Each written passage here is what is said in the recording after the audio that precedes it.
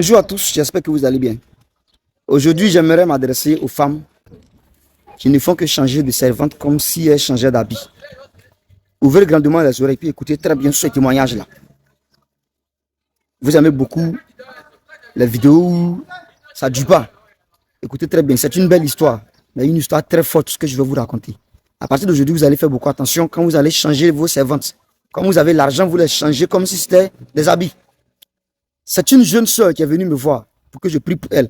Et je ne vais pas dire tout son nom. Elle s'appelle, le nom que je vais dire s'appelle Josiane. Voici ce qu'elle m'a dit. Elle était bien payée, elle travaillait dans une boîte bien placée. Son mari aussi travaillait, les deux étaient vraiment bien placés financièrement. Et à ce moment, quand les servantes déconnent, elle les chasse. Quand elles déconnent, elle les chasse. Elle prend une nouvelle servante, elle les chasse. Jusqu'à ce qu'un bon matin, elle tombe sur une servante. Et quand elle est rentrée dans la maison, voici ce qui s'est passé. Les temps qui ont suivi, toutes ces choses ont commencé à se gâter dans la maison. Quand la jeune fille est dans la cuisine, elle, au salon, directement, elle atteint un bruit. Elle s'en va trouver, c'est peut-être 2 verres, 3 verres qui sont tombés, tandis qu'il n'a pas fait exprès. Elle a cassé.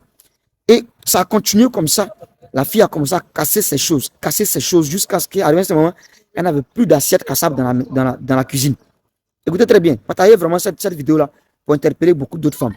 Je ne suis pas en train de combattre les servantes. Je ne dis pas de ne pas prendre les servantes. Mais je veux simplement vous dire, faites beaucoup attention et interrogez toujours le Saint-Esprit pour qu'il vous oriente dans le choix de vos servantes. Les temps qui ont suivi, son mari a commencé à la bouder. Spirituellement, la servante a commencé à coucher avec son mari dans les rêves. Son mari a commencé à sentir maintenant de l'amour pour la servante.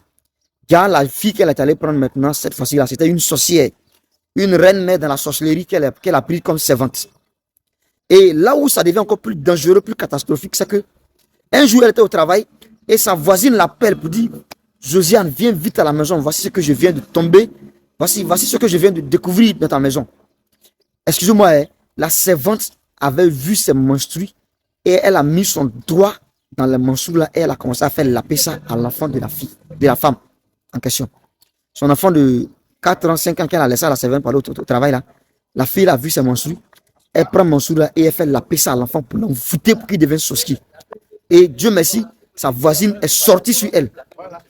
Vraiment, cette affaire-là, ça a causé jusqu'à divorce. Jusqu'à le monsieur a divorcé la femme, la fille en question. Et c'est dans ce temps de difficulté-là, elle est venue prendre baraque à côté de notre église. Et c'est comme ça qu'elle m'a rencontré et elle m'a raconté l'histoire. C'est une histoire vraie que je vous raconte. C'est moi-même qui ai vécu ça. Elle m'a tout expliqué. Quand on a commencé à prier pour cette fille-là, délivrance, on a commencé à chasser tous les démons. Jusqu'à arriver à ce moment, le monsieur qui l'avait chassé a commencé à la chercher, a commencé à l'appeler. Et c'est comme ça que les choses ont commencé à rentrer en ordre. J'ai juste un message à la fin de cette courte histoire. Pour vous dire, faites beaucoup attention à vos servantes que vous choisissez. Plein de filles sont des sorcières et beaucoup sont en quête de foyer. Et elles viennent pour conquérir vos foyers de manière mystique. C'est pourquoi ne changez pas de servante comme vous changez vos habits. Si vous avez eu une qui est bonne, que vous avez vu vraiment qu'elle est bien, gardez-la.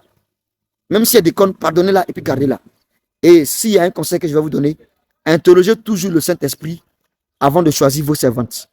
Que Dieu vous bénisse. Partagez massivement ce message pour que cela puisse aider d'autres femmes. Et surtout, abonnez-vous à ma chaîne parce qu'ici, je raconte des courtes histoires, mais très bonnes et très édifiantes. Que Dieu vous bénisse abondamment. Shalom à vous.